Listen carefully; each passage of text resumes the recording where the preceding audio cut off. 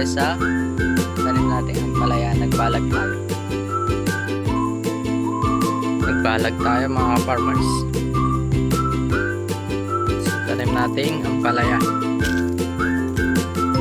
Yan na sila oh. Gumagapang na sila mga farmers. Oh. Malaki na.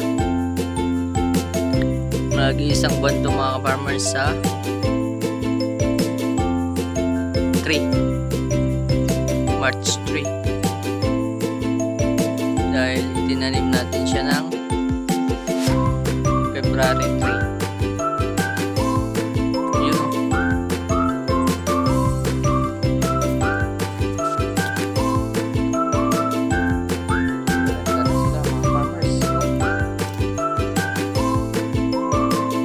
Araw na lang daw mga farmers lalabas ng bulaklak.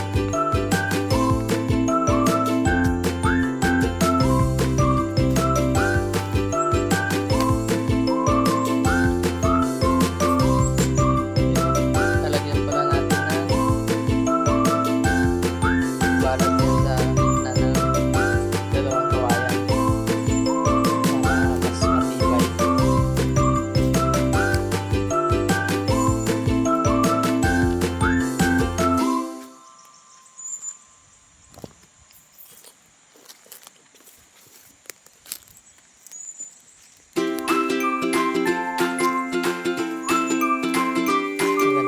Farmers, salamat sa Panginoon.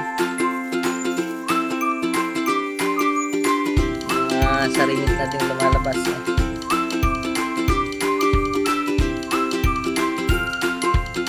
Yung lalagay tayo ng balag.